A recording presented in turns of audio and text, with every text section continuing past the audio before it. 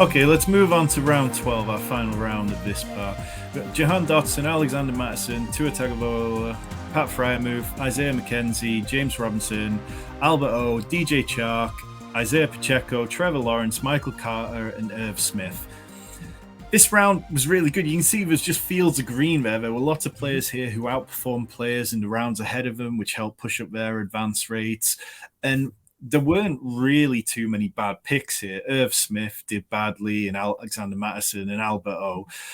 But there were a lot of players who were scoring positive fantasy points over expected or slightly negative, but not to the point where it really killed your team because, you know, you're deep into the draft at this point. Jahan Dotson, though, is someone for me who I feel like he had as good a season as a lot of the rookie wide receivers, but he's not really getting the hype. 5.2 targets per game, 14 yards per reception, 3.5 fantasy points per touch. And he did seem to have some really explosive weeks, but in best ball, that's completely okay. I imagine in redraft or dynasty, he was probably a bit of a headache. But is he somebody that profiles really well for best ball next year, or do you think there's too many quarterback question marks to really heavily target him? Yeah, there's quarterback question marks. His role probably doesn't have a ton of room to grow. He was pretty consistently playing like 80+% snaps, had like a good route rate. He caught a lot of touchdowns, which that's very good in the sense of I think good players catch touchdowns. But do I think in these circumstances, does he average 7 touchdowns a season if we run this season out a bunch of times? Probably not. And do I think next year things will be much better? Probably not. He was pretty weak in yards per route run because he ran a bunch of routes, but didn't like have an incredible season. So I think with all of that, I think essentially his touchdowns will overinflate the lack of like per route efficiency and per route ability to draw targets. He will have strong-ish competition for targets. Really, you can't afford that much competition for targets if your quarterback is going to be whom like Sam Howell or whatever, like whatever they decide to do, it will not be pretty probably. So I think maybe his lack of efficiency in terms of like a route basis and his over efficiency in terms of things that aren't as sticky, like touchdowns, will maybe outprice him for me relative to other people. But I still think like it was a good enough season for a real life rookie perspective that he will continue to be on the field and like probably a player I'd be more interested in having over the long term in Dynasty than I think the 1 year window in 2023 will be. Here's a quick hypothetical for you. Would you take him ahead of Christian Watson in best No. ball if you were drafting early best ball right Well, now? Aaron Rodgers isn't going to be there, so maybe I would. I don't know. I don't think I Yeah. would. Okay. And I think also Christian Watson massively outperformed, obviously, his touchdown Yeah. efficiency. But I think there is room for his role to grow. And I would rather bet on a good player being able to play more and earn more targets than a supposedly good player last year who played on all the wide receiver or on the 2 receiver sets. Like he was playing over Curtis Samuel. He just has to be more efficient as a player. Whereas we saw, like we can see through last year, that Christian Watson can be less efficient, but if he gets on the field more, and like there's also I was kind of a reason he wasn't on the field because he was a raw prospect. He's also hurt at the start of the year, then hurt again later in the year. So I don't think I think running more routes as a rookie is probably a good thing. Like you want to be on the field more. And in that aspect, Jahan Dotson was better than Christian Watson. He was on the field more, both on a per game basis and in total. But like Okay. there's a degree to which Christian Watson is just better, right? I'm not crazy. Yeah. I feel that. I definitely understand that. So talking about quarterback play, we'll lump these two in together. Tua Tagovailoa, 618 plus point games, QB2 in passing EPA, 8.9 yards per attempt, which led all quarterbacks. And then Trevor Lawrence, who really broke out for the second part of the season. Between weeks 12 and 17, QB5 with 20.7 points per game, 33.7 fantasy points over expected, and he was third in EPA. So do you think we should have been more expecting these breakouts to happen going into the year? We knew that Tua got a more offensive-minded coach, and he got Tyreek Hill as well as having Jalen Waddle. And as for Trevor Lawrence, he didn't have somebody who was going to kick him if he did things that were bad. So should we have been higher on these than the likes of Tom Brady and Matthew Stafford, who went ahead of them?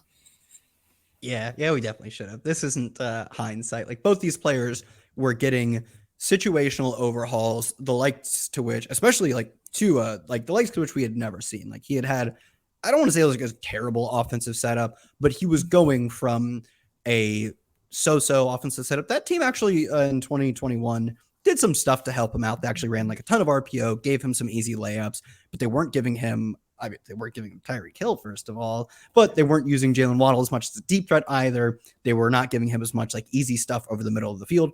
It's also easy when you have Tyreek Hill and Jalen Waddle, but they were also just getting an overall scheme upgrade that is hard. I mean, it's really hard to quantify, but it was clear. Like we knew it was an upgrade. It was just to what degree, and we knew Tyreek Hill is an upgrade. It's just how much, how much of Tyreek Hill in Kansas City was that. So yeah, I think it probably made sense, especially for maybe like someone like Brady, who at least Stafford was coming off of just an incredible season.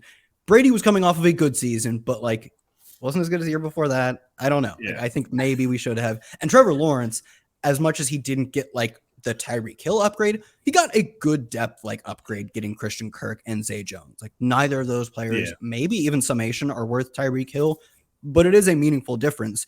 And it is like I always have to go back and look at how mind-bogglingly bad the Urban Meyer era was. Like there was so basic stuff. I think it was a QB sneak where in a post-game press conference, Urban Meyer's like, yeah, he doesn't know how to run QB sneak. We haven't worked on that yet.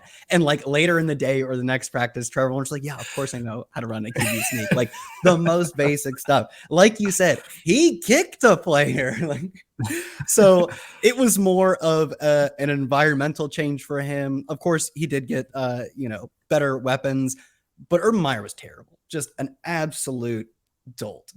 And Doug Peterson's had a ton of success in the NFL, and he left his previous team what seemed to be more of like power struggle, philosophical accords. I mean, it's for sure. It seems to me that is exactly what happened. There's no speculation. It was more of the power struggle between him and ownership and these philosophical differences. The on-field product for him for what he had was obviously very good. So yeah, I think this is like an easy bet to make, especially even with Trevor Lawrence, where like Tua, we did have like a reasonable data sample that said he wasn't that good. There was a sample in college that said he was really good. So there was still hope there. The only sample we had of Trevor Lawrence in the NFL was so marred by his terrible coaching staff that it almost felt reasonable to throw it out. And then you look back at his college sample and he's incredible again. So both of them we should have bet on. I almost feel a little more comfortable betting on Trevor Lawrence though in hindsight. Yeah, one player who a lot of people bet on and didn't pay off was Albert O. Another inmate in fantasy jail, 10 catches for 95 yards. He was only active for 6 games. But then at the end of the season, once Nathaniel Hackett was out of there, Jerry Rosberg made him active on game days after Greg Dulcich was injured.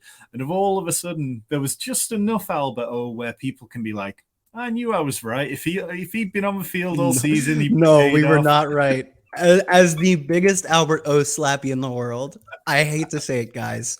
I think we were wrong about this. And yeah, it was a little fun consolation to see him get he got 6 targets in week 17. He was on the field a bunch in week 18, a bunch for his standards. It's a bunch. It was just under half the snaps. Didn't even catch his only target. And yeah, they had a bad coaching staff. But do I think the coaching staff is smart enough to discern the difference between a player who should not be brought on game day and a player who should play a bunch of snaps? Like maybe they get the nuances a little wrong. Maybe they should have kept Albert O active and taken Eric Saubert out of the lineup. Sure. Maybe that's the level of degree to which they missed on him, but they see him every day. They knew he was not good. And they told us this when they played him into the fourth quarter of that final preseason game. And I didn't draft him after that. So I got down to 90% Albert O after that's pretty good. That's respectable. All summer. The process was good. Yeah, the process, simply put, we must trust it. I mean, yeah, they told us he was not good in the preseason. And as much as I thought he was pretty good, he had been good in college, but had only ever produced on a relatively small sample in the NFL. And not only that, but I also kind of think that had the Broncos offense been better, like say he goes out and has a really good start. Russell Wilson's throwing dimes, 2 touchdowns to Albert O, long one to Jerry Jeudy, KJ Hamler down the sideline. Like maybe he does get more playing time. To me, like Albert O was bad, but maybe betting on the Broncos was worse. Yeah, and I don't think that it really killed you because the way that you took Albert O, unless you took him in 2 tight end builds with, say, Mark Andrews, you probably were taking him in 3 tight end builds, and you can live with that from a tight end. I mean, you do have to bet on upside at some point.